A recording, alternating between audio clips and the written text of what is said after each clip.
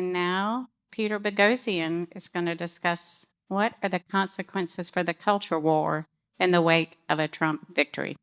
Peter, over to you. When a wild dog is captured or cornered, it becomes even more ferocious. I have a sobering message for the people here. If you think a Trump victory is going to make the enemies of civilization, the enemies of cognitive liberty, the enemies of civility itself, any kind of basic freedom, to quote the famous poem, go quietly into this good night, I have a sobering message for you. You're a fool. You're grossly mistaken. That will not happen.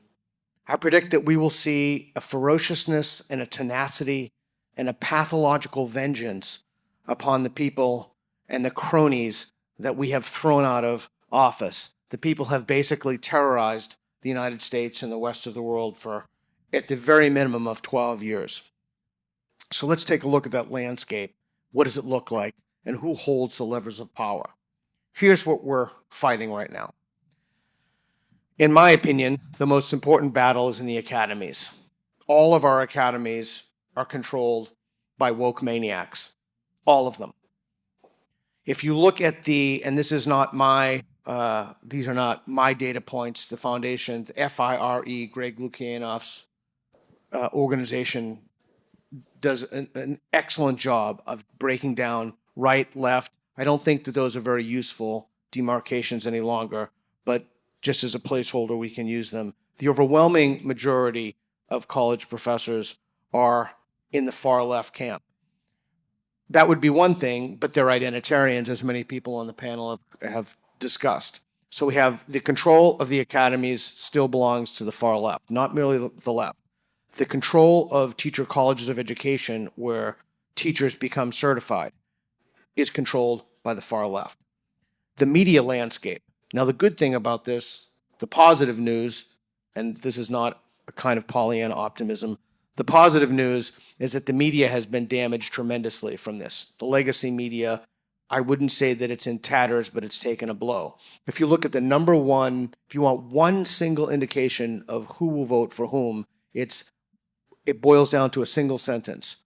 How much do you trust legacy media?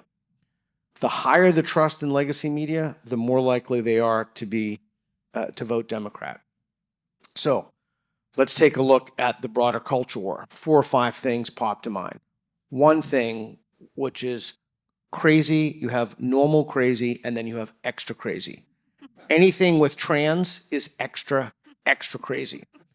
So, for example, there's someone, Itan Haim, who blew the whistle on doctors mutilating the genitals of children in surgeries.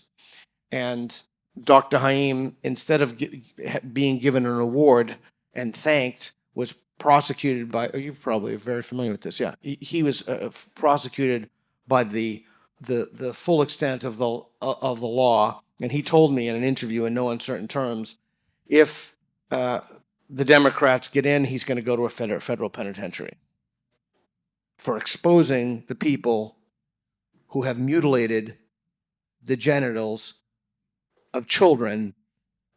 He will go to a federal penitentiary. The story is really, I know someone's thinking, well, there's got to be something, but there's actually really nothing more to it than that. Okay, so we have the trans issue.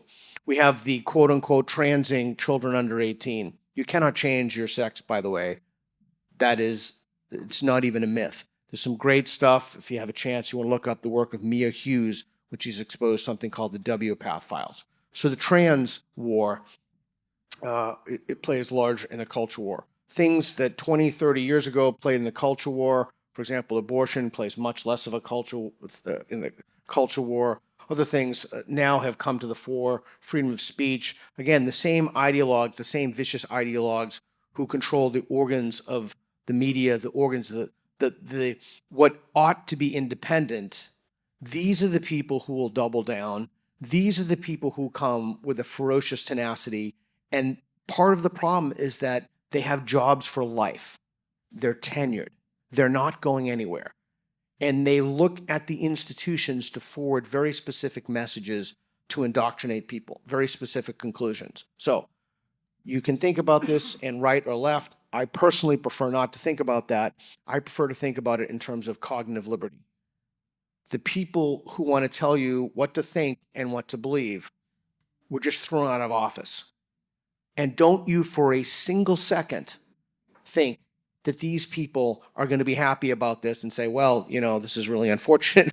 This is really unfortunate we lost. These people will come back with a ferocity and a tenacity that I do not think that we have seen in a long, long time. So I leave you with this message. Now is not the time to rest on your laurels. Now is the time to work.